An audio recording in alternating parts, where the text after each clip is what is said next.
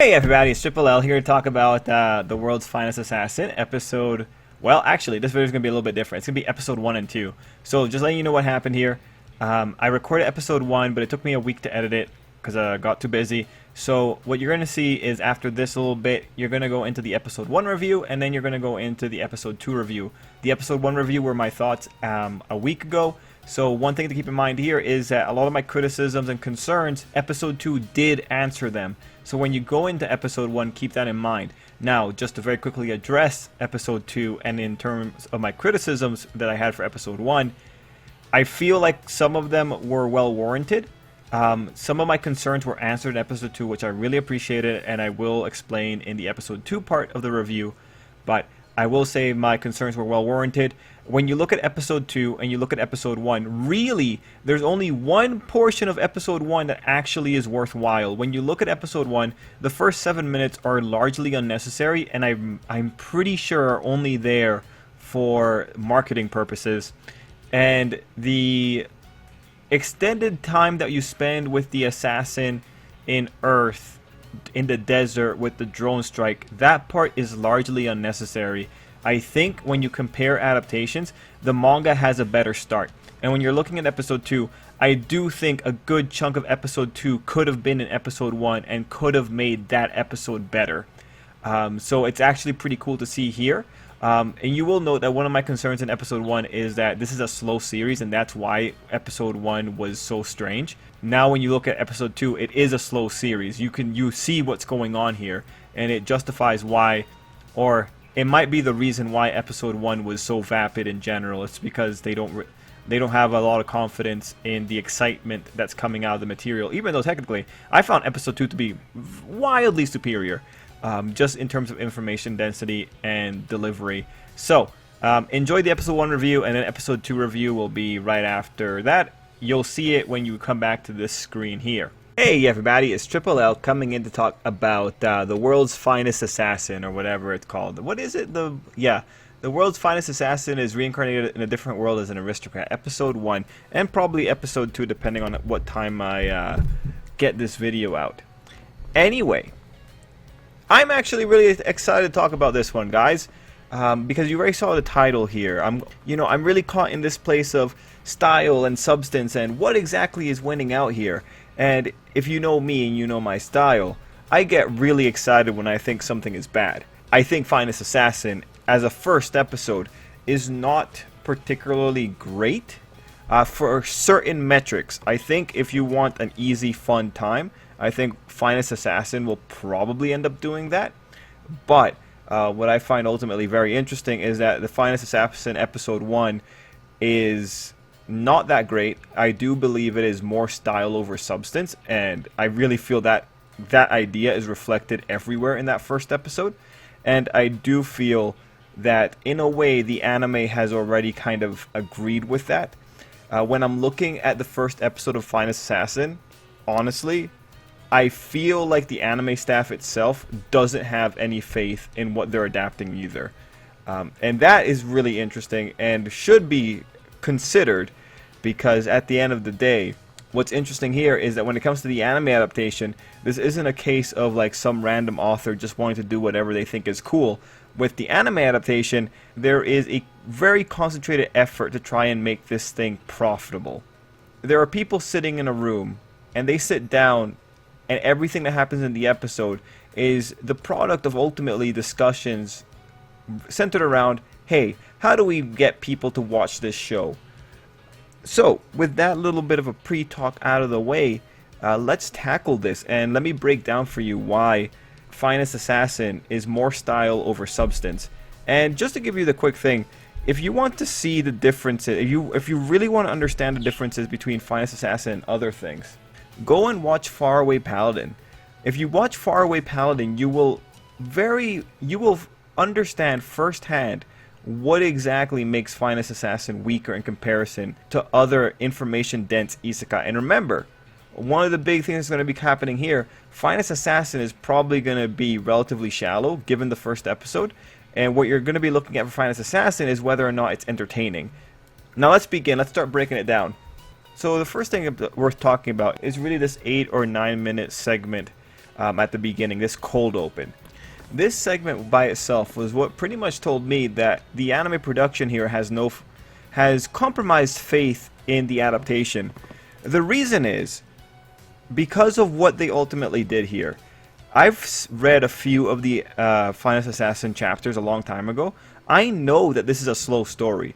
I know that by isekai standards, it's just doing what isekais do. Isekais tend to have slow starts. The issue here is what they did was they tried to get people interested by showing you a glimpse of the future. And so talking about the meta thing, that in of itself is to me a red flag, because it says that, hey, the current material that we have here, it isn't that interesting, but hey, look at this stuff, right? This is where we're going to be going. We have these girls doing amazing things. It's going to be a great time. Please watch the show, because then you can see how we get here. The cold open is effectively a hook here. And again, to continue talking about the meta elements, really when it comes to cold openings, I think they only really work, or they only really have value in mystery series. Series where you actually are wondering, how do you get there? When it comes to this cold opening, or this glimpse of the future, you know, in terms of what it does, it's really there to tell you, hey, look, our girls are pretty cool, and hey, look, our main character is super overpowered. It's pretty much power exposition, and also a little bit of characterization here. The thing here, though, is that there's nothing really that makes you wonder. A cold opening, when it's used well, is there to make you think, how do we get to this point? And it hooks you with the element of mystery. But with an isekai, you kind of know things. This kid, he's there, he is a good guy, he is there with the girls. Like, the best thing you're going to be wondering is, how does he get these girls to be on his side? But he's the finest assassin, so he can clearly do anything. It's an isekai, so he's going to be overpowered. There's not really any big questions here. The villain that they're ultimately hunting down this segment also doesn't seem like a big deal. This isn't a big deal, and so it's ultimately not all that interesting when it comes to what exactly a cold opening should be doing, because everything here is relatively straightforward. Again, you might be asking, oh man, how does he get to a point where he has a gun and he's shooting at a woman who is running a bandit and human trafficking or banditry and a human trafficking operation? Well, even in that first segment, you find out exactly how they ended up here. You have the blue girl saying like, oh, she noticed the money, she followed the money. Then you notice, oh, they put their people into the area. One thing that you take away here is that these 8 minutes are very bloated, just because it's just showing off the depravity of a fantasy world selling off people, and then it's showing off, oh, look at what our girls are doing. It's ultimately a pretty vapid 8 minutes, aside from the fact that, hey, our girls are pretty worthwhile. And again, what makes this a little bit more interesting is the fact that when it comes to the actual story here, it's going to be relatively slow. So knowing that, I can see why they ultimately made this scene. It's because they don't really trust the source material's ability to hook people on the first episode. Now, the other thing to take away from this is that the way that the kid talks in the first sequence, you understand he is a relatively good person, because, hey, he's talking about, like, this isn't correct, this isn't the right thing to do, and that's really appreciated. But here's where we get into another tricky situation. This segment does not happen in the manga. The manga in of itself is probably the better adaptation, because the manga gets right to it. The manga starts actually with the airplane. So when it comes to this, because this is something that is so far looks like it's an anime only maneuver, they create a scene with a purpose that is repeated by the opening segment. And the purpose that's repeated is the characterization of the main character. And this moves us into the second sequence, that being the past life of the assassin. Now, this is a relatively long sequence, and it kind of becomes a little bit tricky. The manga starts with just the plane. I think that might have been a good move for the anime as well if they had done that. The problem with showing sequences of the other world when it comes to an isekai is that the other world sequences need to be important. You need to take away, like, because you're going to be going into another world, you have to be sure that you learn something in the first world sequence. For most isekai, the value of the first world sequence is really just justifying why a character is the way they are, or giving some characterization to the character.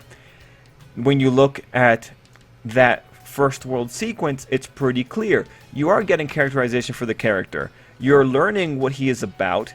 You're learning what he kind of values, and you learn how he ultimately dies. Those are valuable things. But because the episode spends so much time going through it, the ideas that you're getting from this sequence, they are stretched out over, again, a lot of vapid sequences. If you were to look again at the first world sequence, what you should really take away from it is, oh my god, wow, this guy is really competent. And second, okay, this guy has some rhetoric about trust. And when it comes to him dying in the plane, what you should take away from that is like, oh wow, it really took a lot for these guys to try to kill him. They failed on the first one with the drones thing, and then they really tried hard. They didn't just go for an easy, oh, let's just dump some stuff and poison his water or something like that. Nah, they had to blow him up, and they even had a jet out there to try and make sure that the plane went down. So really, what you get from the first world sequence is, yeah, this guy's really competent.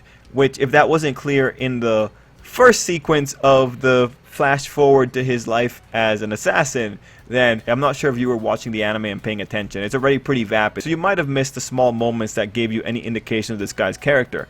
But ultimately, when you look at that initial scene and you look at the otherworld sequence, really when it comes to characterization, you're getting roughly the same message. Now, the thing that the first world sequence has is specifically that thing about trust. And this is a little bit funny, because there's even a sequence here in the episode that talks about the guy trusting the organization. You know, it's one thing to have a character that espouses why you shouldn't trust people. It's another thing to have a character that gives away that lesson while also later saying he trusts the person. It makes him come off as paranoid, as opposed to actually smart. Because when you have a person that's actually not listening to their own advice, it really makes their advice just seem ridiculously paranoid, and not actually effective. He actually, he doesn't benefit from his ideas about trust because he doesn't follow them himself. And mind you, you can call that a little bit of a flaw. And if the anime does something with it, then worthwhile. But I'm already looking at it, and it looks like the anime kind of botched it on that one too, because the thing. And this is, again, another example of the anime becoming vapid by just repeating the same idea. The anime says over and over that I'm frustrated, and maybe this will be fixed in episode 2, but there's a sequence at the end where he's just saying he's frustrated, and you get it. He's frustrated that he ultimately went down like a chump, even though he was loyal to this organization. In the manga, there's a clearer message of, hey, I'm frustrated. If there is a next life, I'm gonna live more according to me. I'm not gonna live according to the whims of an organization, which justifies his little bit of a shift that you see in the first little sequence there. But it's funny. This is the world's finest assassin. The world's finest assassin can't take his own advice. The world's finest assassin will talk about not trusting anyone, and then in its final moments say, I trusted you. What does that really say about the world's finest assassin? Well, it says that the world that he came from, the people here were gullible dopes. That's pretty much it. If this guy's the world's finest, then that means every other assassin in the world is pretty gullible. And mind you, I'm making a joke here, but it does kind of break down, and you kind of really have to hope that the anime addresses this little issue here. And this takes us into the final sequence with the goddess. She wants the guy to go kill a hero, and it's in the final sequence with a goddess that you really understand what this anime is about. And it just brings together everything. This anime is essentially, and mind my language, a circle jerk. This anime is just about telling you, or this episode is just about telling you, hey, this guy is the world's greatest assassin. His ideas about trust aside. In that sequence with the goddess, twice this girl tells this guy that he's the world's finest assassin. That's one time too many. You don't need to be telling us that this guy's the world's finest assassin. You quite literally spent 17 minutes before that trying to show the viewer why exactly he's the world's finest assassin. And really, I come out thinking he's mostly paranoid. I do think the sequence in the isekai world was pretty cool, just because, it is pretty cool seeing pretty girls do a badass things. But again, that's ultimately what you take away when you look at the sequence with the goddess. This entire anime is just revolves around him being cool and competent. Which personally, I appreciate competent characters, but not at the not like this. And it's funny too. The sequence with the goddess is probably the most relevant thing for the season, because that first sequence at the beginning, you're probably not going to see that till like the end of the season at best. And with the sequence of the goddess actually gives us purpose as to what we're doing here.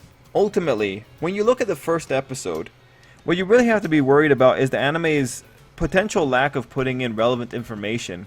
You start off with a sequence that really says that you don't trust the material that you're about to go into, which honestly, like, this is a legitimate weakness for isekai to some degree. I'm not sure if I should be criticizing this, because it's not the anime's fault that isekais start slow, and it's not the anime's fault that this isekai starts slow, such that they feel the need of having to hook people.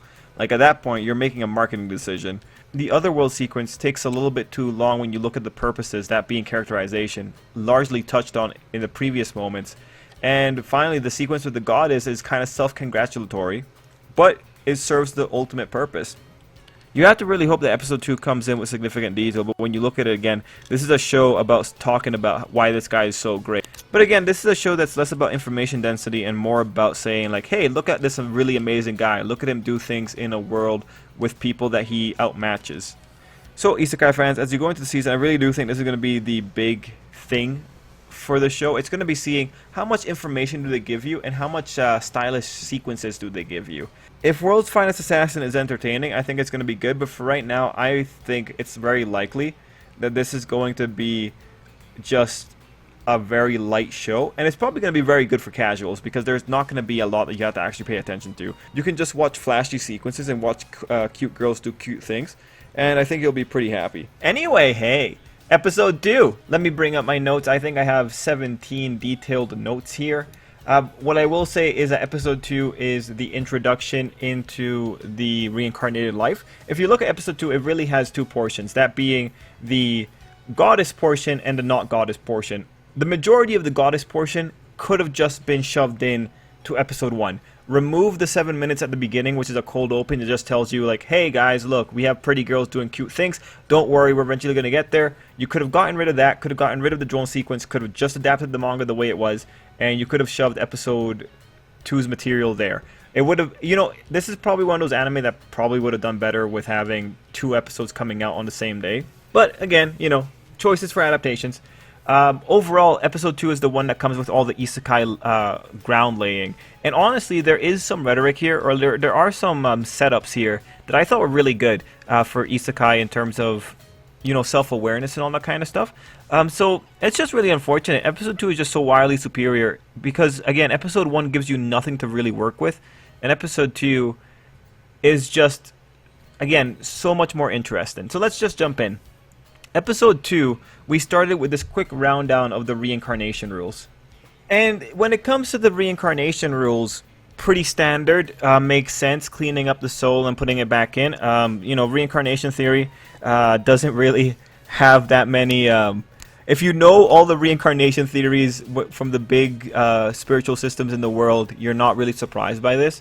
I think there was something else. Let me just very quickly scan my notes, because there was something else here that was interesting.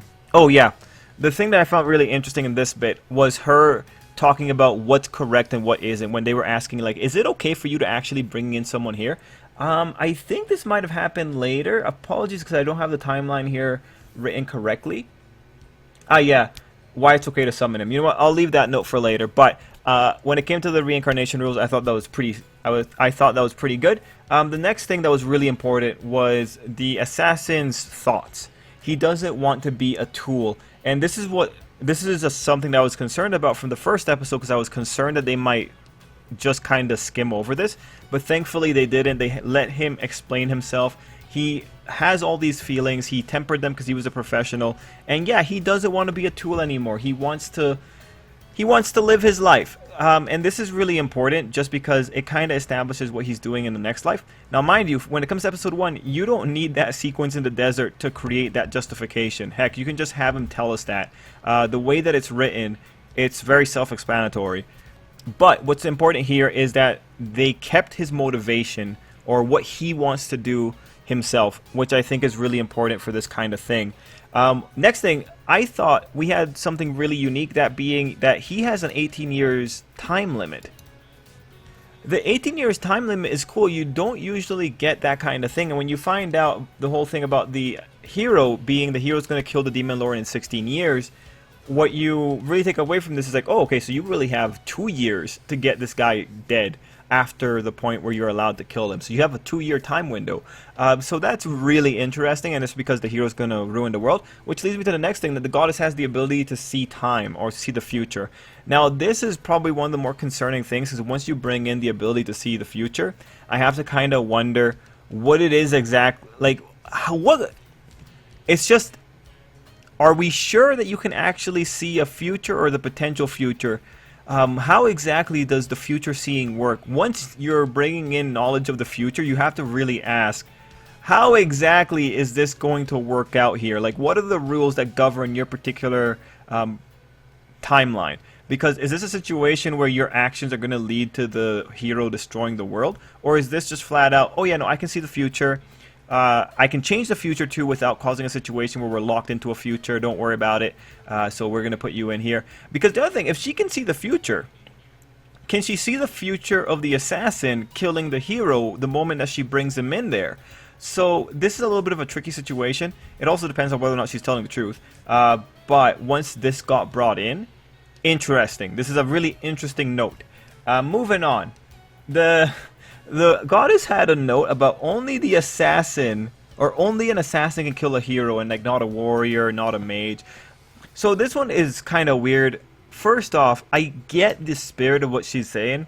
Oh yeah, like I get it, you know, only someone with the ability to kill, but it's like a warrior could probably kill a hero. What exactly makes an assassin more capable of killing a hero than a warrior? Like, a sword's a sword. Really, the only thing an assassin brings in here is know-how and ability. Like, he knows how to poison stuff, but if this guy's going to, like, it's odd. It's odd because you have to ask, what exactly about the world's greatest assassin, i.e. a guy who is paranoid about trust, but yet trusts the very people that tried to kill him multiple times, didn't even occur to him. What does he bring to the table that an assassin in this world doesn't? Is he controllable? What separates him from the rest of the aristocrat assassins? Is it his knowledge of another world? Like, it gets kind of, I don't like the phrase only an assassin can kill a hero, because it just brings into question a lot of other things about, really, what is unique about him that you needed him to be the world's greatest assassin? You couldn't just get an assassin from your world. Is it, again, the knowledge of another world? Is that what sets him aside? There's just so many other factors that come into this. And again, I can understand the spirit of it. Like, yeah, it makes sense that an assassin with a unique skill set can kill a hero. But the idea that only an assassin can kill a hero is kind of questionable. And then you go into the next part, which is the buffs. And this is actually what you need. Not only do you need the mind of an assassin, you need the buffs, which again goes into, would it really have been bad to have used like your own world's greatest assassin and just give them a bunch of buffs and then set them off to go kill the hero? You know, what exactly is it about this guy that sets him apart from other good assassins in your world? And mind you, like, we are questioning the basic premise of an isekai. An isekai will always bring someone from the other world. It's just, in this situation, only a superpowered assassin blessed by a god can kill a hero. That's what I'm really taking away from this, not just an issue of it being an assassin. And again, and this is an issue with episode 1, but when you have this guy being the world's greatest assassin, as this episode loves to remind us, when you have him having that trust issue where he trusted the organization even though he had a whole speech about not trusting anything, it really doesn't make him look all that competent. So, you know, I really want a qualitative analysis of what separates him from other assassins in the world of the goddess, especially considering that he was born into an assassination family. I really want to know. I really want this defined, man. But that's really just in the reads type of criticism. Don't mind it too much. I just find it hilariously entertaining. Anyway, he gets buff. He gets to have 5 skills. Let's see. My next note was on the skills. I thought the skills and just that general idea about them was cool. I like the I like the visuals of them being cards, and I like that he got the ability to ultimately pick out what skills he gets to have. Oh yeah, this is also where you have the why it was okay to summon him, which I thought was great. I thought I thought what the goddess did was really clever, just being like, oh yeah, you know, he's just a little mistake that happened. What can you do? We're understaffed, blah blah blah. It's not very often that you have someone questioning it, so I really appreciate that, just because it's always nice to see that level of self-awareness in isekais. I think these are questions that you should ask if you're ever in an isekai type situation. Anyway, moving on, you find out a little detail that the hero will have 30 skills, which I'm just thinking like, wow, that's crazy! Like, holy crap, that's a lot! Wow! And you can only give him you can only give the assassin the choice, the ability to pick. Okay, but of the skills, we have rapid recovery, we have limitless growth, we have limitless growth, we have spell weaver, we have physical buff, and then we have the D rank skill. Now he chose one from each category, so let's just see here. Could you only pick one from each slot? Yeah, so just looking at this, I don't see any reason why he specifically picked one from each category. And mind you, I might have missed the critical dialogue. This looks like there might be like one little line somewhere. So I'm not really sure why he did that, but whatever. We have the 5 skills, and the D rank skill is going to be in the background until they want to reveal it for a later moment. My next note was that this is still a bit of a circle jerk, and what I mean by that is that, of course, they point out, oh, you're like the world's greatest assassin, blah blah blah. And then the next important segment was why he's going along with the goddess. That being, I'm going to do this mission. I'm still a tool for someone, the goddess, but after that, maybe I'll finally be free and I can enjoy my life. I actually think that's a pretty good motivation here, especially when you brought him in with the idea that he doesn't want to be anyone's tool. So I think this is one of those things where you really hope that the goddess is going to not be a dick, but given the way she is already, she kind of seems like she could be a dick. So let's hope that he does get to live a happy life once he does this assassination mission. Anyway, after that segment, we go into the proper being born in another world. Oh, I like this. Oh, you're being sarcastic. Anyway. And he's born into the, oh gosh. The Tuha